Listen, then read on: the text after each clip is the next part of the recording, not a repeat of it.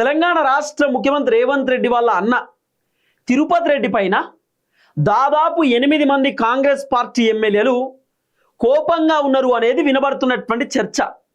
రేవంత్ రెడ్డి వాళ్ళ అన్న పైన కోపంగా ఉండేంది?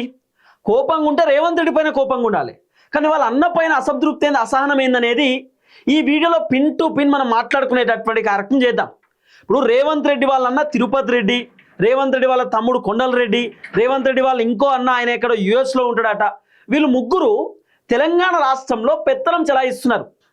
రేవంత్ రెడ్డి కంటే వీళ్ళు ముగ్గురు ఇంకెక్కువైపోయారు. మేమే సీఎం, మా తమ్ముడే సీఎం, మా అన్నే సీఎం, మేమేం చేసినా నడుస్తుంది, మేమేం చేసినా కుదురుతుంది, మమ్మల్ని కోనే అనేటోళ్ళు లేరు, మమ్మల్ని కాదనేటోళ్ళే లేరు, అన్ని నియోజకవర్గాలు మాయే, అన్ని జిల్లాలు మాయే, అన్ని మండలాలు మాయే, అన్ని ఊర్లు మాయే అనేటటువంటి తరహాలో రేవంత్ రెడ్డి వాళ్ళ అన్నదమ్ములు వ్యవహరిస్తున్నారు.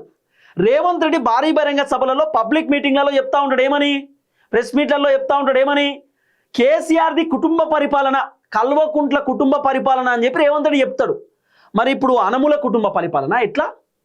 రేవంత్ రెడ్డి వాళ్ళ అన్న ఓ పని చేస్తాడు, వాళ్ళ తమ్ముడు ఒక పని, వాళ్ళ ఇంకో అన్న ఇంకో పని, మొత్తం కుటుంబ పరిపాలన అయిపోయింది రేవంత్ రెడ్డిది కూడా. రేవంత్ రెడ్డి వాళ్ళ అన్న తిరుపతి రెడ్డి పైన ఎందుకు 8 మంది ఎమ్మెల్యేలు కోపంగా ఉన్నారంటే, రేవంత్ రెడ్డి అన్న తిరుపతి రెడ్డికి కొడంగల్ అనేటటువంటి నియోజకవర్గం ఉన్నది. కొడంగల్ అనే నియోజకవర్గంలో ఎమ్మెల్యే రేవంత్ రెడ్డి. రేవంత్ రెడ్డి తెలంగాణ రాష్ట్రానికి ముఖ్యమంత్రి కాబట్టి ఆయన బిజీగా ఉంటాడు, కాబట్టి రేవంత్ అన్న బిజీ షెడ్యూల్లో ఉన్నాడు, కాబట్టి రేవంత్ రెడ్డి వాళ్ళ అన్న తిరుపతి రెడ్డికి కొడంగల్ నుండి ఇన్ఛార్జ్ ఇచ్చిండు.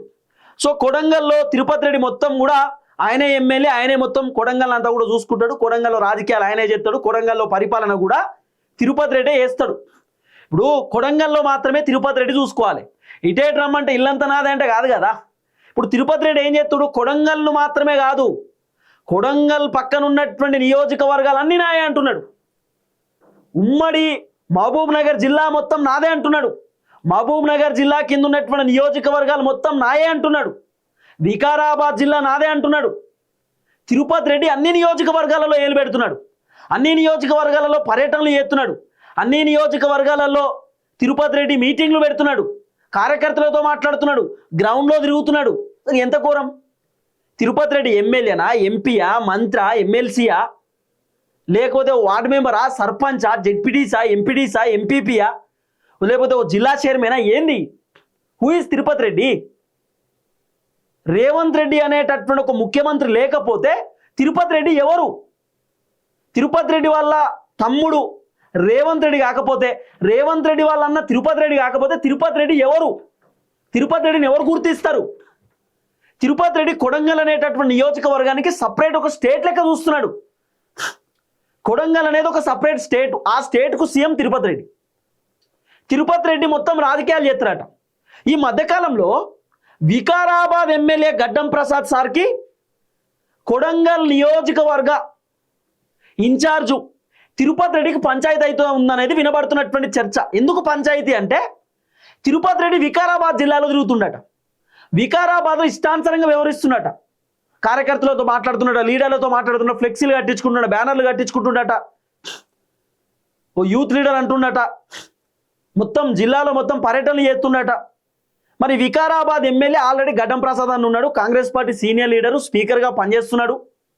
మరి గడ్డం ప్రసాద్ అన్న స్పీకర్ పదవిలో ఉన్నప్పుడు ప్రోటోకాల్ ఉంటుంది, ఆయన జిల్లాను ఆయన చూసుకుంటాడు, ఆయన నియోజకవర్గాన్ని ఆయన చూసుకుంటాడు కదా.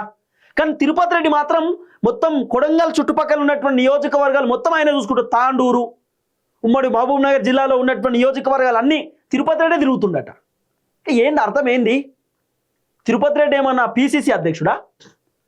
తిరుపతి రెడ్డి ఏమన్నా జిల్లా ఇన్ఛార్జా, కాంగ్రెస్ పార్టీ డిసిసి అధ్యక్షుడు? లేకపోతే ఏంది ఈ జిల్లాలు తిరుగుడేంది, నియోజకవర్గాలు తిరుగుడేంది? ఒక్కొక్క నియోజకవర్గానికి ఒక్కొక్క ఎమ్మెల్యే ఉంటారు, ఒక్కొక్క నియోజకవర్గానికి కాంగ్రెస్ పార్టీకి సంబంధించినటువంటి ఒక లీడర్ ఉంటారు. వాళ్ళ నియోజకవర్గం వాళ్ళు చూసుకుంటారు, వాళ్ళ జిల్లాలు వాళ్ళు చూసుకుంటారు. తిరుపతి రెడ్డి పని ఏంది? కేవలం కొడంగల్ చూసుకోవాలి. కొడంగల్లో కాకుండా అన్ని జిల్లాలు నాయ అంటే చూసుకుంటూ ఉండరు ఎవరు. ఆల్రెడీ వికారాబాద్ ఎమ్మెల్యే గడ్డం ప్రసాద్ అన్న రేవంత్ రెడ్డి కూడా చెప్పిండట, రేవంత్ రెడ్డి కంప్లైంట్ ఇచ్చిండట, ఇట్లా తిరుపతి రెడ్డి నా జిల్లాకు వస్తుండు, నా నియోజకవర్గానికి వస్తుండు, పెత్తనం చెలాయిస్తున్నాడు, అసలు ఏంది? ఎవరి జిల్లాలు వాళ్ళు చూసుకుంటే బాగుంటుంది, ఎవరి నియోజకవర్గాలు వాళ్ళు చూసుకుంటే బాగుంటుంది, మా జిల్లాలో మా నియోజకవర్గంలో రావాల్సినటువంటి అవసరం లేదని చెప్పి ఆల్రెడీ గడ్డం ప్రసాద్ అన్న చెప్పినా కూడా తిరుపతి రెడ్డి తీరు మారతలేదు. నేనే ఫైనల్, నేనే పెద్ద లీడర్, నేను రేవంత్ రెడ్డి కంటే పెద్ద, రేవంత్ రెడ్డి కంటే గొప్ప అనేటటువంటి ఒక వ్యవహారంతో తిరుపతి రెడ్డి ఉన్నాడు. తిరుపతి రెడ్డి ఏమో రాజకీయాలు చూసుకుంటాడు, మొత్తం తెలంగాణ రాష్ట్ర రాజకీయాలు మొత్తం తిరుపతి రెడ్డి నడిపిస్తాడు. ఎవరికి టికెట్ ఇవ్వాలి, ఎవరికి ఏ పదవి ఇవ్వాలి ఏందనే తిరుపతి రెడ్డి చెప్తాడు. ఇక కొండలరెడ్డి అని ఉంటాడు, రేవంత్ అన్న వాళ్ళ తమ్ముడో అన్ననో కొండలరెడ్డి. కొండలరెడ్డి మొత్తం రియల్ ఎస్టేట్, భూములు ఏడా ఏం చేయాలి, భూములు ఏడా కథం చేయాలి, భూములు ఏది కొనాలి, అగ్గోకి ఏది కొనాలి, అగ్గో ధరలు ఏమి ఇప్పియాలి, రియల్ ఎస్టేట్ చూసుకుంటాడు మొత్తం. భూముల వ్యవహారం, కబ్జాలు, దందాలు, సెటిల్మెంట్లు. రేవంత్ అన్నకు వాళ్ళ అన్న ఇంకో అన్న ఉంటాడట, ఆయన ఎక్కడో బయట దేశాల్లో ఉంటాడట. ఆయన కంపెనీ తోటి రేవంత్ అన్న ఎంఓయూలు కూడా కుదిరించుకున్నాడు, ఒప్పందాలు కూడా కుదిరించుకున్నాడు రేవంత్ రెడ్డి వాళ్ళ అన్న కంపెనీ తోటి. అవన్నీ షెల్ కంపెనీలు అట. మరి అవన్నీ కంపెనీలు షెల్ కంపెనీలు, బుడబుడ కంపెనీలు అని అంటున్నారు. ఇప్పుడే కొత్త గుట్టుకొచ్చిన కంపెనీలు అని అంటున్నారు, ఐటీ కంపెనీలు అట. తిరుపతి రెడ్డి వాళ్ళు ఇంకో అన్న, అంటే రేవంత్ రెడ్డి వాళ్ళు ఇంకో అన్న, ఆయన యుఎస్ ఉంటాడు, ఆయన ఐటీ ఎంప్లాయీ అట. ఆయనే హైదరాబాద్లో ఏ కంపెనీకి పర్మిషన్లు ఇప్పించాలని ఆయన చూసుకుంటాడట. కంపెనీలకు పర్మిషన్లు ఇప్పించుడు, కంపెనీలకు ఆయనే ఎంఓయూలు కుదిరించుడు, ఇదంతా రేవంత్ రెడ్డి వాళ్ళు ఇంకో అన్న చూసుకుంటాడు. అంటే గవర్నమెంట్ నుండి కంపెనీలకు కొలాబరేషన్ చేయించేది రేవంత్ రెడ్డి వాళ్ళు ఇంకో అన్న చూసుకుంటాడు. అంటే చూడు ఎట్లుందో, వీళ్ళ కుటుంబ పరిపాలన కాదా మరి. ఒక ఆయన రాజకీయాలు చేస్తాడు, ఒక ఆయన రియల్ ఎస్టేట్ దందా, ఇంకో ఆయన మొత్తం ఐటీ కంపెనీల వ్యవహారం. ఎంత బాగున్నది. మళ్ళీ రేవంత్ రెడ్డికి ఇంకో టీం ఉంటుంది, రోహిన్ రెడ్డి అని చెప్పి. ఈయన మొత్తం సినిమాలు చూసుకుంటాడు, ఏ ఏ సినిమాలకు టికెట్లు ధరలు పెంచాలి, ఏ సినిమాకు 2-3 రోజుల పాటు నైట్ షోలు పెట్టాలి, 1000 రూపాయల టికెట్ 2000 టికెట్లు ఎవరికి వేయాలనేది రోహిన్ రెడ్డి చూసుకుంటాడు. రేవంత్ రెడ్డికి ఫుల్ క్లోజ్ రోహిన్ రెడ్డి. ఆ తర్వాత ఫహీం ఖురేషి అని ఉంటాడు, ఈయన మొత్తం ఇక షాడో సీఎం ఫహీం ఖురేషి. ఈ ఫహీం ఖురేషి అధికారులతో ఫోన్ చేసి మాట్లాడు, అధికారులను ట్రాన్స్ఫర్ చేయించుడు, అధికారులను మార్పించుడు. ఫహీం ఖురేషి ఈయన షాడో సీఎం కంటే ఎక్కువ. ఫహీం ఖురేషి ఈయన మన ఖురేషి 1000 కోట్ల రూపాయల విలువ చేసేటటువంటి భూములపైన కన్నేసిన రేవంత్ రెడ్డి ఏమన్నాడు. ఆఖరికి ఫహీం ఖురేషి ఒరిజినల్ కాంగ్రెస్ పార్టీ లీడర్ల పైన కుట్రలు చేసిన, అధ్యక్షుడిపై కుట్ర చేసిన, ఇన్ఛార్జి పైన కుట్ర చేసిన రేవంత్ రెడ్డి ఏమన్నాడు. రేవంత్ రెడ్డికి ఈ బ్యాచ్ ఉంటుంది అన్నట్టు. సో రేవంత్ రెడ్డి వివిధమైనటువంటి వ్యవహారాన్ని నడిపిస్తున్నాడు. రేవంత్ రెడ్డి తిరుపతి రెడ్డికి చెప్పిండట, అన్న తీరు మార్చుకోమని చెప్పినా తిరుపతి రెడ్డి ఇంటలేడు. ఒక ముఖ్యమంత్రి మాట తిరుపతి రెడ్డి ఇంటలేడు అంటే ఏందన్నట్టు అర్థం. మళ్ళీ తిరుపతి రెడ్డికి సపరేట్ ప్రోటోకాల్. సో నాకు అర్థం కాదు, వార్డు మెంబర్ గెలవనటువంటి వ్యక్తికి ఇంత ప్రోటోకాల్ ఎందుకు, ఇంత ప్రోటోకాల్ ఎందుకు?